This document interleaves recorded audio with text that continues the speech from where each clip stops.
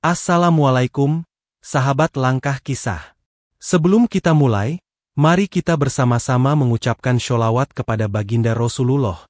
Semoga dengan itu hati kita semakin tenang dan penuh berkah. Allahumma sholli ala Muhammad wa ala ali Muhammad. Sebelum kita melanjutkan, jangan lupa untuk klik tombol subscribe dan aktifkan lonceng notifikasi agar kamu tak ketinggalan cerita-cerita menarik lainnya hanya di Langkah Kisah.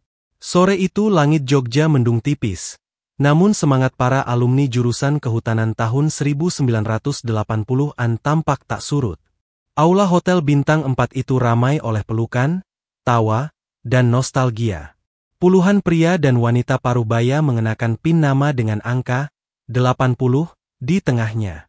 Di salah satu sudut aula, Agus, seorang lelaki berambut perak dan berkacamata tebal, sedang bercanda dengan dua temannya sambil memegang segelas teh panas.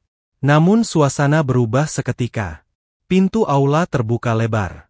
Puluhan wartawan dari berbagai media masuk tergesa, lengkap dengan kamera, mikrofon, dan wajah serius. Suara klik kamera bersahut-sahutan. "Permisi, kami dari media nasional," ucap seorang wartawati.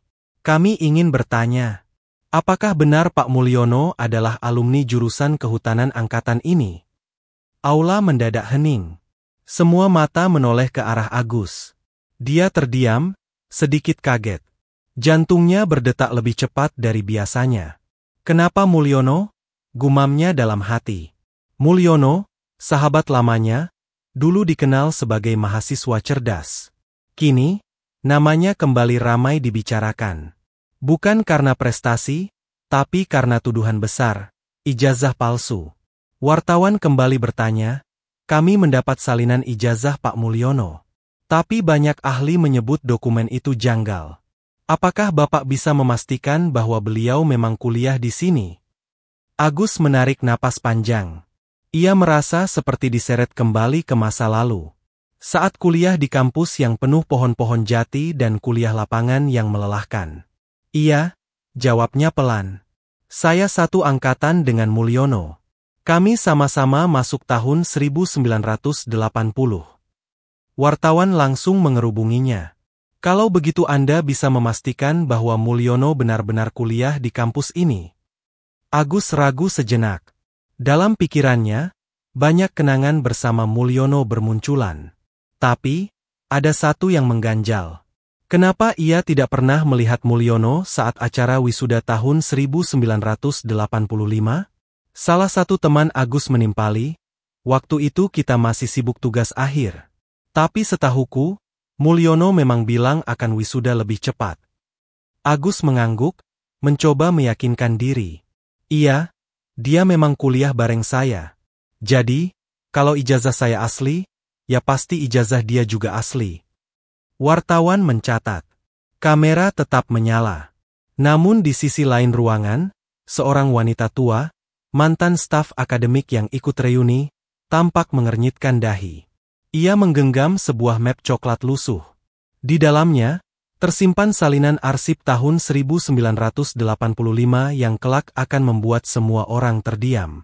Sambil menikmati sisa kopi yang mulai dingin, Bu Ratri duduk di kursi pojok aula. Rambutnya sudah memutih, namun sorot matanya masih tajam. Ia adalah mantan staf akademik Fakultas Kehutanan di kampus tempat Agus dan Mulyono pernah menuntut ilmu. Sudah lama ia tidak menghadiri reuni.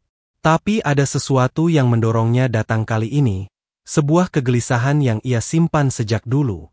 Dan sore itu, saat melihat wartawan mempertanyakan keaslian ijazah Mulyono, jantungnya berdebar kencang. Tangannya meraih map coklat lusuh yang ia bawa dari rumah.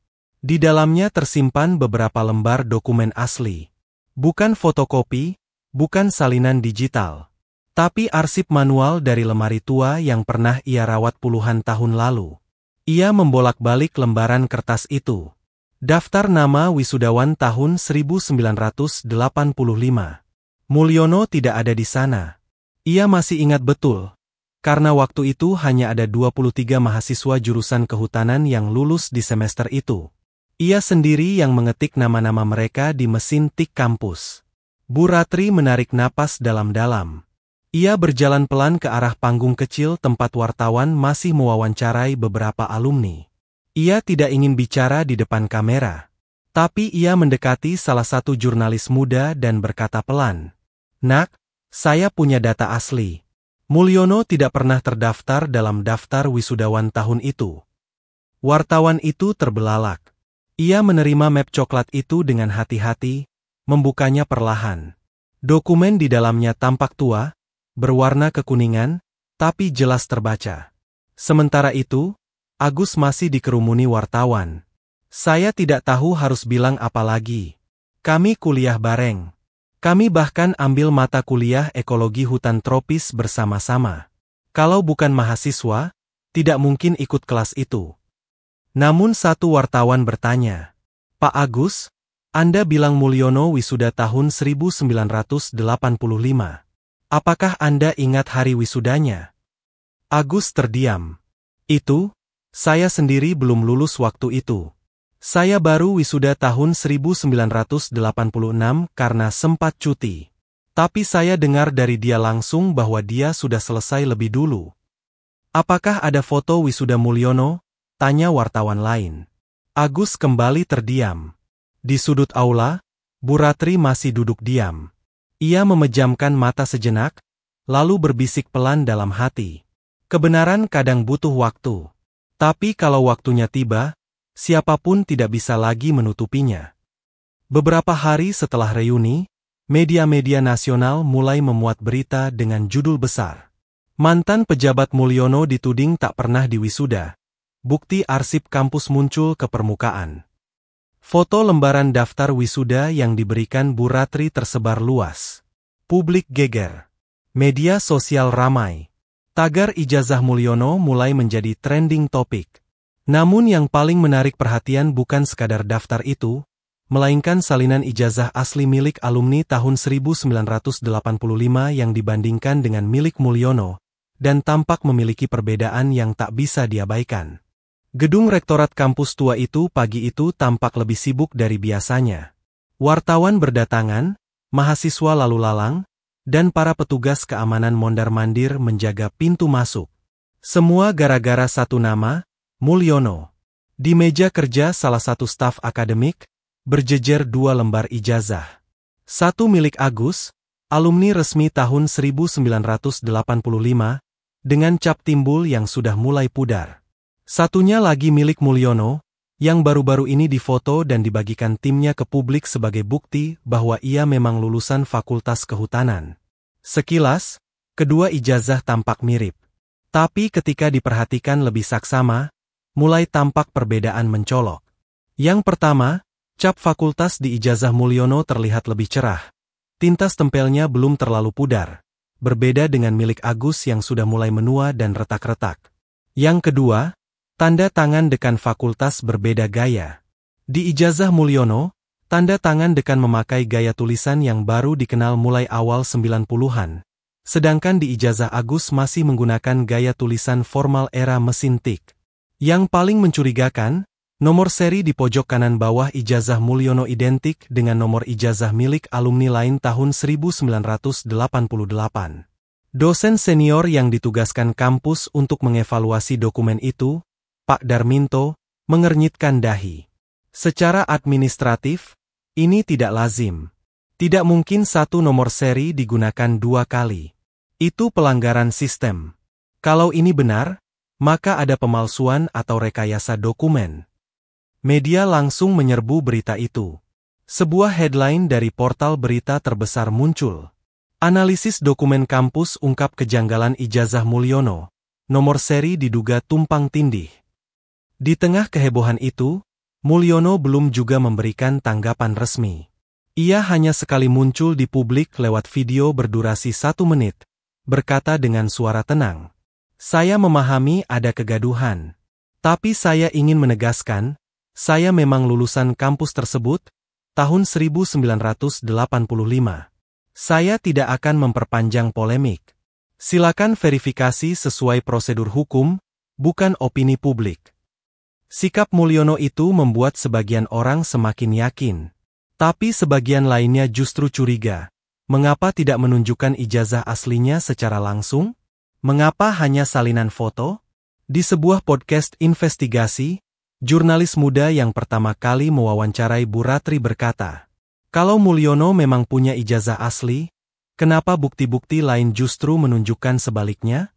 Dan, kenapa beberapa dosen angkatan 80-an tidak ingat pernah mengajar dia?" Pertanyaan itu menggantung. Sementara satu fakta baru muncul. Seorang alumni tahun 1986 secara anonim mengirim surat ke redaksi media. "Saya tahu Mulyono, tapi saya tidak pernah melihat dia di ruang kelas. Bahkan saat kuliah lapangan kehutan di Kulon Progo, namanya tidak ada di daftar kehadiran. Dia lebih sering muncul saat acara politik mahasiswa." Satu demi satu, misteri masa lalu mulai terkuak. Tapi kebenaran sejati belum juga muncul ke permukaan. Langit Jogja mendung.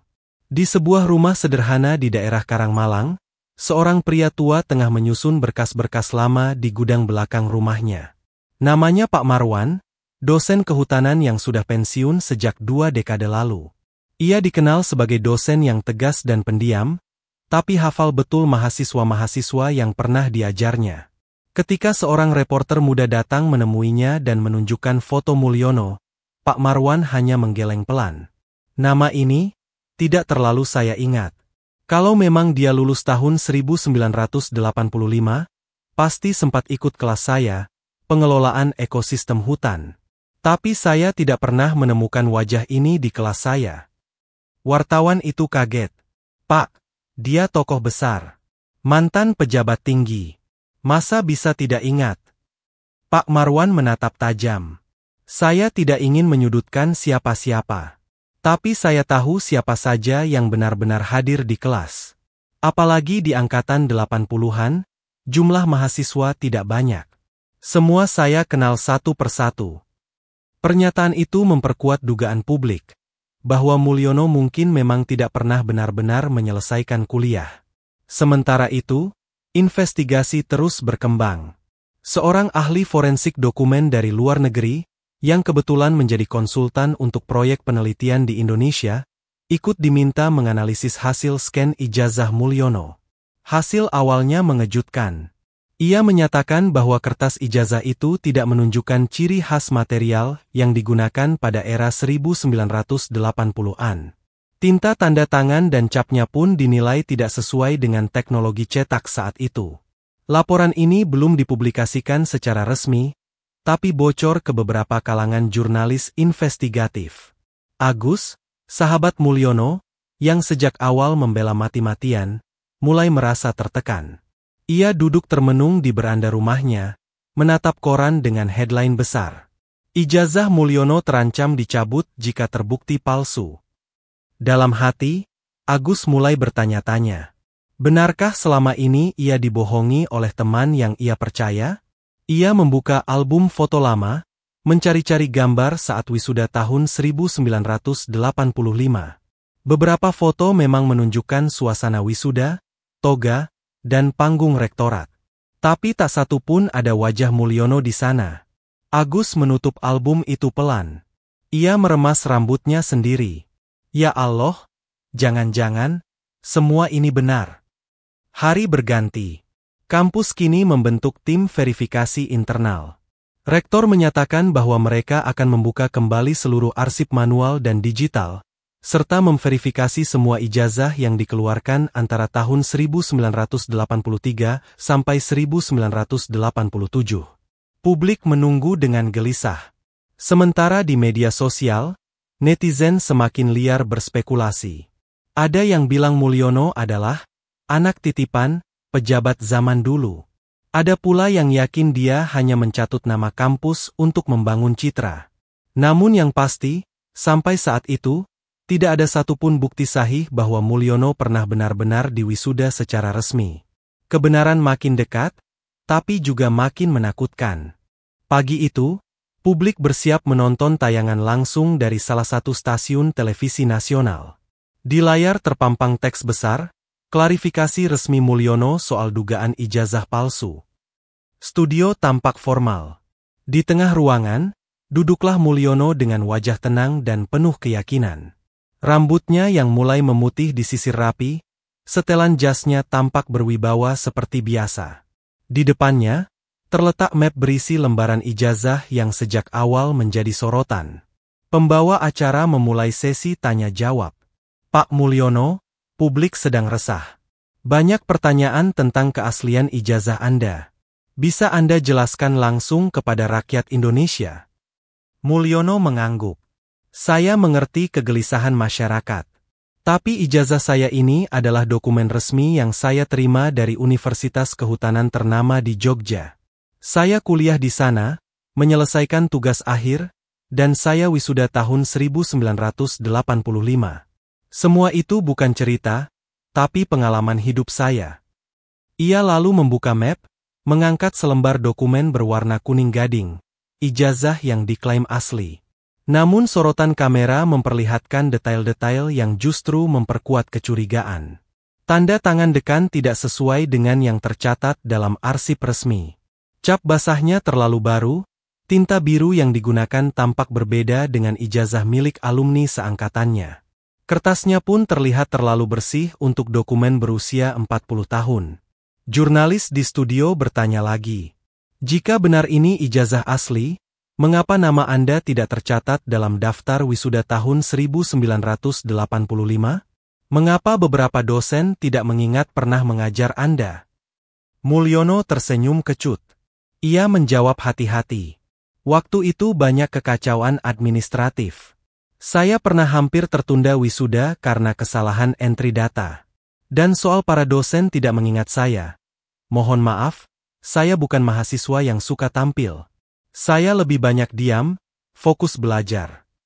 Jawaban itu terdengar masuk akal, tapi juga terasa kabur. Sementara di luar studio, situasi makin panas. Di media sosial, netizen memperdebatkan ekspresi Mulyono. Ada yang bilang ia terlalu tenang untuk orang yang dituduh berbohong. Tapi ada pula yang menilai, ketenangannya itu justru karena ia tahu dirinya benar.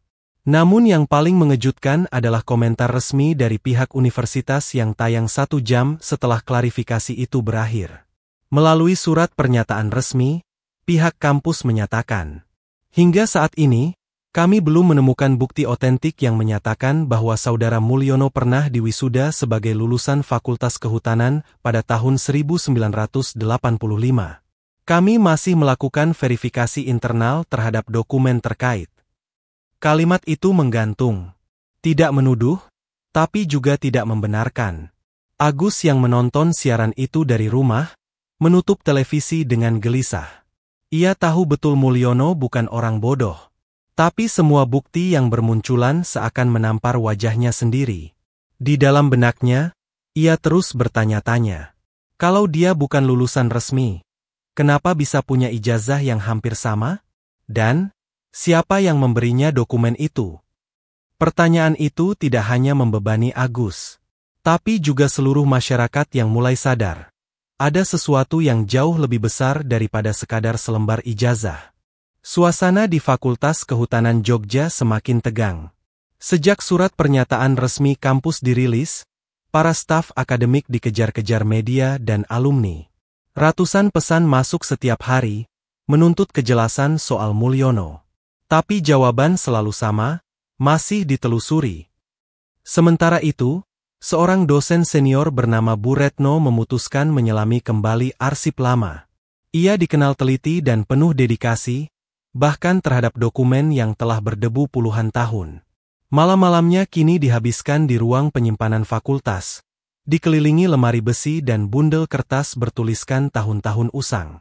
Tiba-tiba, di tengah tumpukan dokumen tahun 1984-1985, ia menemukan sesuatu yang ganjil.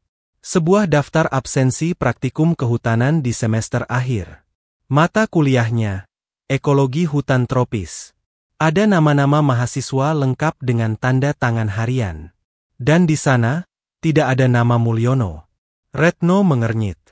Ia mencari lagi, kali ini daftar peserta sidang skripsi tahun 1985.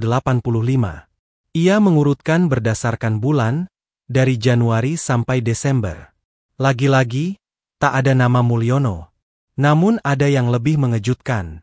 Ia menemukan satu folder bernama Skripsi Kehilangan Tidak Tercetak. Di dalamnya, hanya ada 2 halaman kertas tipis dengan tulisan tangan seorang mahasiswa, dan nama yang tertulis membuat Bu Retno mendadak terdiam. Agus Purnomo. Judul skripsinya, Peran Mikroorganisme dalam Regenerasi Lahan Bekas Tebangan. Judul yang sangat mirip dengan yang pernah diklaim Mulyono saat klarifikasi, hanya beda susunan kata. Bu Retno memotret dokumen itu dan langsung mengirimkannya ke rektorat. Tak sampai sejam, Dekan Fakultas Kehutanan memanggil beberapa staf untuk pertemuan tertutup.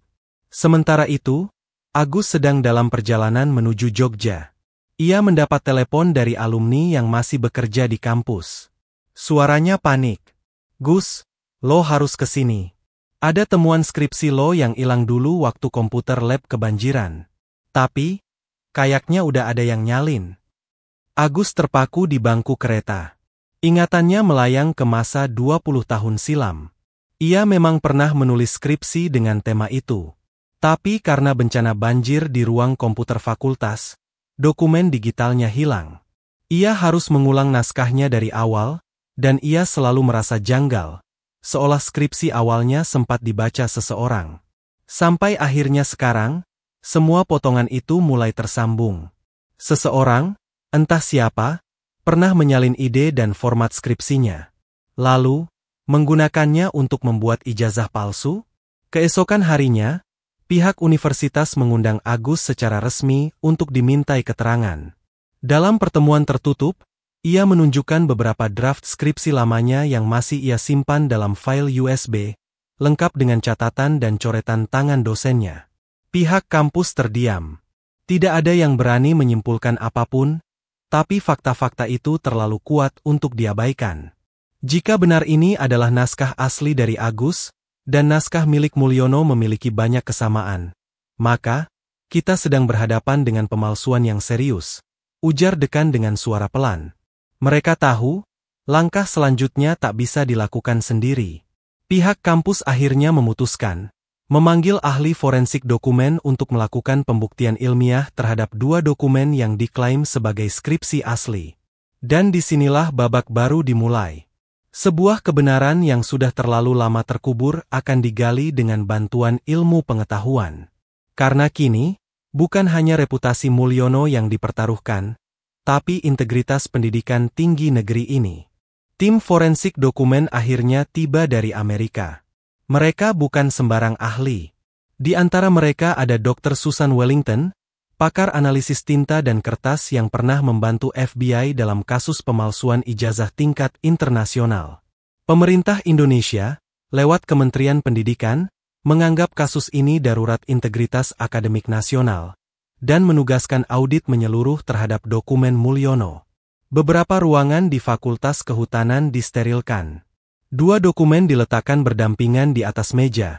1 skripsi atas nama Agus Purnomo, dan 1 lagi atas nama Mulyono. Keduanya berjudul nyaris identik. Setiap helai kertas diperiksa dengan mikroskop, scanner UV, dan pembaca spektrum tinta. Sidik jari kertas, pola bekas mesin ketik, hingga gaya bahasa dianalisis dengan metode linguistik forensik. Hasilnya mencengangkan. Dalam konferensi tertutup di ruang Senat Universitas, Dr. Susan memaparkan temuan timnya. Dokumen milik Mulyono dicetak di atas kertas produksi tahun 2002, padahal ia mengklaim lulus tahun 1985. Tinta yang digunakan pun berasal dari printer modern, bukan mesin ketik atau printer dot matrix yang lazim digunakan di era itu. Bahkan, ada jejak digital pada file asalnya, dengan metadata menyebutkan nama Agus Pedok, dibuat di komputer warnet pada tahun 2003. Semua orang terdiam. Retno menutup wajahnya dengan tangan, sementara Agus hanya bisa menunduk, matanya berkaca-kaca. Kebenaran itu akhirnya terungkap, setelah 2 dekade lebih terkubur. Rektor universitas pun mengambil keputusan final. Dalam konferensi pers nasional, ia menyatakan, Fakultas Kehutanan Universitas Jogja secara resmi mencabut ijazah atas nama Mulyono karena terbukti palsu dan didasarkan pada karya orang lain tanpa izin. Kami meminta aparat hukum memproses sesuai ketentuan. Berita itu mengguncang tanah air. Media menyebutnya sebagai kasus skripsi siluman, dan publik bereaksi keras. Mulyono yang dulu dielu-elukan sebagai tokoh kehutanan nasional, kini dipanggil Bareskrim untuk diperiksa. Beberapa penghargaan yang pernah ia terima pun dicabut. Tapi yang lebih menyentuh adalah reaksi dari Agus. Saat diwawancarai di halaman kampus, ia berkata dengan suara parau, "Saya nggak mau balas dendam. Saya cuma pengen orang tahu bahwa kerja keras itu bukan untuk dicuri. Saya anak petani di Wonosobo, dan skripsi itu saya tulis pakai lampu Petromax karena listrik sering padam. Tapi ternyata, ada yang tinggal salin, terus pakai buat bangun karir." Air mata menetes di pipinya. Kisah ini menyadarkan banyak orang bahwa ijazah bukan sekadar selembar kertas. Ia adalah bukti jerih payah, waktu, dan kejujuran. Bila itu bisa dipalsukan, apalagi yang tersisa dari dunia pendidikan kita? Bu Retno, yang sejak awal curiga, menutup cerita ini dengan satu kalimat kepada para mahasiswanya. Kita jaga hutan, tapi juga harus jaga hati dan nurani. Karena kehutanan yang sejati dimulai dari kejujuran. Dan dengan itu, misteri ijazah Mulyono akhirnya usai. Tapi ingatan atas kebohongan ini akan terus menjadi peringatan bagi siapapun yang mencoba menukar integritas dengan kebohongan.